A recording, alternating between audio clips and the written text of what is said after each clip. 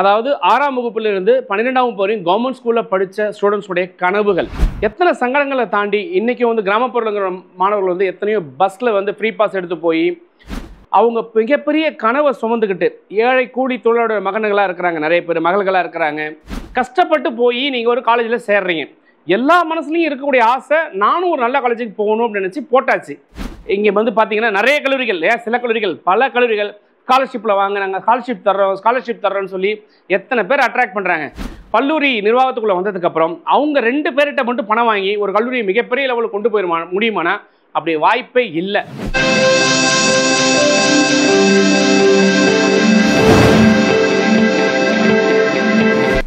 Hi dudes, doctor Suresh சித்ராமன் கோயம்புத்தூர்லேருந்து.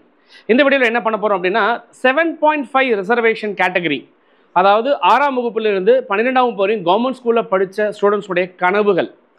நல்லா யோசிச்சு பாருங்களேன், இந்த குழந்தைங்க எவ்வளோ கஷ்டப்பட்டு கவர்மெண்ட் ஸ்கூலில் படித்து இன்றைக்கி வந்து ஒரு கம்பேரிசன் அப்படிங்கிற பாயிண்ட்டை நார்மலாக பண்ணக்கூடாது, அதுவும் ஒரு ப்ரொஃபஸராக நம்ம பண்ணக்கூடாது. இருந்தாலும் இன்றைக்கி ப்ரைவேட் ஸ்கூலில் இருக்கக்கூடிய அந்த ஸ்டூடெண்ட்டுக்கு கிடைக்கக்கூடிய ஒரு விஷயமும் கவர்மெண்ட் ஸ்கூலில் இருக்கக்கூடிய அந்த ஸ்டூடெண்ட்டுக்கான அந்த விஷயமும் பார்க்கும்பொழுது எத்தனை சங்கடங்களை தாண்டி இன்றைக்கி வந்து கிராமப்புறங்கிற மாணவர்கள் வந்து எத்தனையோ பஸ்ஸில் வந்து ஃப்ரீ பாஸ் எடுத்து போய் மரத்தடியில் உட்காந்து படித்து எக்ஸாம் பண்ணி நல்ல மார்க் எடுத்து கவர்மெண்ட் ஒரு அருமையான ஸ்கீம் கொடுத்துருக்குறாங்க. அதாவது 100க்கு 7.5 அப்படின்னா, அதாவது 100க்கு 8 சீட்டு அல்லது 7 சீட் அப்படிங்கிறது ஒரு கல்லூரிக்கு ஒதுக்கப்பட்டிருக்கு. இப்போ இந்த மாதிரி வந்து கவர்மெண்ட் ஒதுக்கப்பட்ட இந்த சீட்டில் அவங்க மிகப்பெரிய கனவை சுமந்துக்கிட்டு ஏழை கூலி தொழிலாளர் மகன்களாக இருக்கிறாங்க, நிறைய பேர் மகள்களாக இருக்கிறாங்க. அதை தாண்டி வந்து முதல் பட்டதாரிகளாக இருக்காங்க. ஸோ நம்ம குடும்பமும் மேலே வந்துடாதுன்னு எவ்வளோ பெரிய ஏக்கத்தில் இருக்கக்கூடிய ஒரு குழந்தைங்க 7.5 ரிசர்வேஷன் அப்படிங்கிற கேட்டகரியில் சீட் வந்து வாங்குறாங்க. இப்படி சீட் வாங்கும்பொழுது அவங்க பண்ணுற ஒரே ஒரு தவறு, அதாவது மாணவர்களுக்கு ஒரு தவறு என்ன அப்படின்னு கேட்டால், எல்லாருமே கம்ப்யூட்டர் சயின்ஸ் வேணும்னு நீங்கள் நினைக்கிறது தவறு கிடையாது. அதாவது வந்து உங்களுடைய அது ஆர்வம், ஏன்னா வந்து சுற்றி இருக்கக்கூடிய விஷயங்கள் எல்லாமே அதே தான் பேசுது.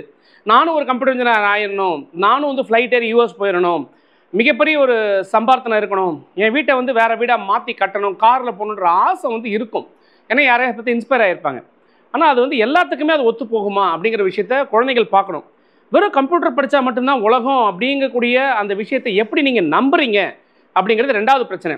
அதனால் நீங்கள் என்ன பண்ணணும்னா, குழந்தைகளுக்கும் அந்த பெற்றோர்களுக்கும் நல்ல கல்லூரி கிடைக்கும் பொழுது கூடுமான வரைக்கும் மற்ற பிரான்ச்சையும் தாராளமாக படிங்க.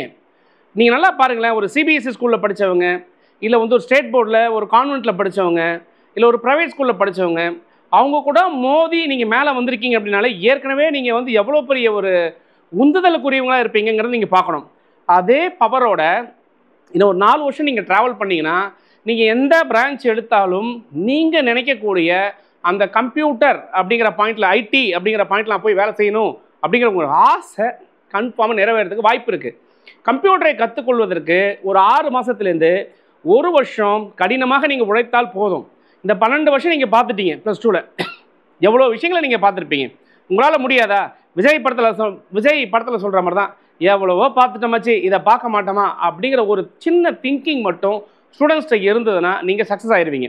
இந்த வீடியோவில் முக்கியமான விஷயம் நான் சொல்ல வந்தது என்ன அப்படின்னா, இந்த 7.5 கேட்டகரியில் வரக்கூடிய ஸ்டூடெண்ட்ஸ் கஷ்டப்பட்டு போய் நீங்கள் ஒரு காலேஜில் சேர்றீங்க. எல்லா மனசுலையும் இருக்கக்கூடிய ஆசை நானும் ஒரு நல்ல காலேஜுக்கு போகணும் அப்படின்னு நினச்சி போட்டாச்சு. இப்போ நல்ல காலேஜ் கிடச்சிருச்சு. அந்த காலேஜுக்கு போனால் இத்தனை லட்சம் பணத்தை கட்டு, அத்தனை ஆயிரம் பணத்தை கட்டு, இந்த ஃபீஸை கட்டு, அந்த ஃபீஸை கட்டு, ஸ்பெஷல் ஃபீஸ் இவ்வளோன்னு சொல்லி நிறைய கல்லூரிகளில், குறிப்பாக ப்ரைவேட் கல்லூரிகளில் பணம் வாங்குறதா வந்து நிறைய பேரண்ட்ஸ் வந்து ரொம்பவும் சங்கடப்பட்டாங்க. ஸோ நல்லா புரிஞ்சுங்க பேரண்ட்ஸ், நல்லா புரிஞ்சுங்க ஸ்டூடெண்ட்ஸ், கட்டாயமாக உங்கள்கிட்டேருந்து பணமே வாங்கக்கூடாதுங்க. அப்படி ஒரு கல்லூரி உங்கள்கிட்ட பணம் வாங்குறாங்க அப்படின்னா நீங்கள் கோபப்படாமல், கூச்சப்படாமல், சங்கடப்படாமல் ஒரே ஒரு லெட்டர் எடுத்து சோன்சோ கல்லூரியில் நான் சேர்றேன், இந்த கல்லூரி நிர்வாகம் எனக்கு இந்த அளவுக்கு பணம் போட்டு என்னை கட்டாயப்படுத்துகிறாங்க, என் கனவெல்லாம் வந்து ரொம்ப கஷ்டமாகுது, நாங்களாம் மேலே வரக்கூடாதா, நாங்களாம் சாதிக்கக்கூடாதா, இது எங்களுக்கு மிகப்பெரிய மன உளைச்சலை தருதுன்னு சொல்லி ஒரு லெட்டர் எழுதி அந்த லெட்டரை 5 காப்பி போட்டு அண்ணா யூனிவர்சிட்டிக்கு அனுப்புங்க, டோட்டுக்கு அனுப்புங்க, ஏஐசிடிக்கு அனுப்புங்க, அதை தாண்டி நம்மளுடைய முதல்வர் செல்லுக்கு அனுப்புங்க. கட்டாயமாக யாராவது ஒரு நல்ல மனுஷன் அந்த இடத்துல இருப்பாங்க இல்லையா, உங்களுடைய கேள்விக்கான ஒரு பதில் கிடைக்கும். நீங்கள் நினைக்க வேண்டாம் ஒரு நிர்வாகத்தை நம்ம வந்து எதிர்க்கிறோம் அப்படி இப்படிலாம் நினைக்க வேண்டாம்.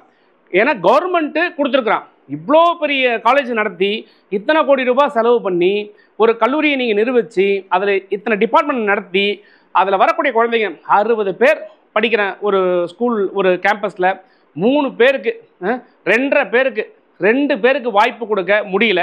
ஆனால் இதே சில கல்லூரிகள் இங்கே வந்து பார்த்தீங்கன்னா நிறைய கல்லூரிகள், சில கல்லூரிகள் பல கல்லூரிகள் ஸ்காலர்ஷிப்பில் வாங்க, நாங்கள் ஸ்காலர்ஷிப் தர்றோம்னு சொல்லி எத்தனை பேர் அட்ராக்ட் பண்ணுறாங்க. அந்த ஸ்காலர்ஷிப்பை இந்த மாதிரி இல்லாத குழந்தைங்களுக்கு கொடுத்துட்டு போனால் அவங்க வாழ்க்கை மேலே வரும் இல்லையா? இந்த கேள்வி நான் வந்து கல்லூரி நிர்வகிக்கக்கூடியவங்களுக்கு வந்து நம்ம வந்து இந்த கேள்வியையோ இந்த அடித்தரப்பு மக்களுடைய அந்த பார்வையிலேருந்து நான் பார்த்த அந்த கேள்வியை கேட்குறேன்.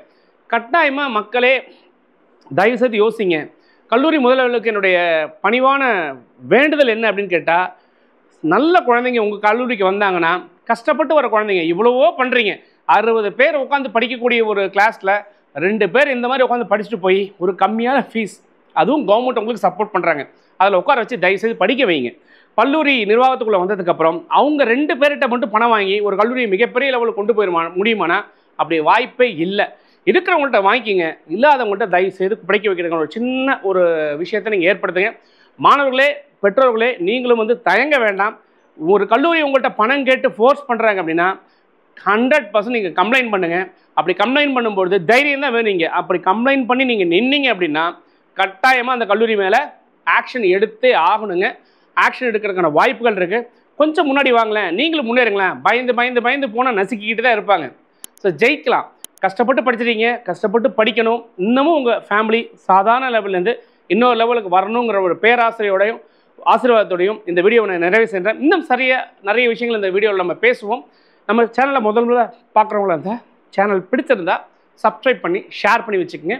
அடுத்து ரவுண்டு 3க்கான சிறந்த கல்லூரிகள் லிஸ்ட் நம்ம கொடுக்குறோம். உங்களுக்கு என்ன சந்தேகம் இருந்தாலும் சரி, இன்ஜினியரிங் பாயிண்ட் ஆஃப் வியூவில் என்ன சந்தேகம் இருந்தாலும் சரி, என்ன ஸ்கில் வளர்த்துக்கணும் சார், நான் எப்படி படிக்கணும் சார், நீங்கள் ஃபஸ்ட் இயரில் இருந்தாலும் செகண்ட் இயரில் இருந்தாலும் ஃபைனல் இயரில் இருந்தாலும் எந்த கம்பெனிலாம் வந்து வர்றாங்க, என்னெல்லாம் கேட்குறாங்க, நான் எப்படி சார் என் குடும்பத்தை நான் வேறு லெவல் கொண்டு போகிறது, இந்த மாதிரி தனிப்பட்ட உங்கள் ஆசைக்கும் தனிப்பட்ட உங்களுடைய ஆர்வத்துக்கும் கண்டிப்பாக இதை பண்ணால் நீங்கள் நல்லா இருக்கலாங்கிற ஒரு சின்ன அந்த ஒரு விஷயத்தை என்னால் சொல்ல முடியும். ஸோ பிடிச்சிருந்தால் சப்ஸ்கிரைப் பண்ணி ஷேர் பண்ணுங்கள். தொடர்ந்து பேச வேண்டிய உங்களுடைய சுரேஷ் இணையத்திலும் உங்கள் இதயத்திலும்.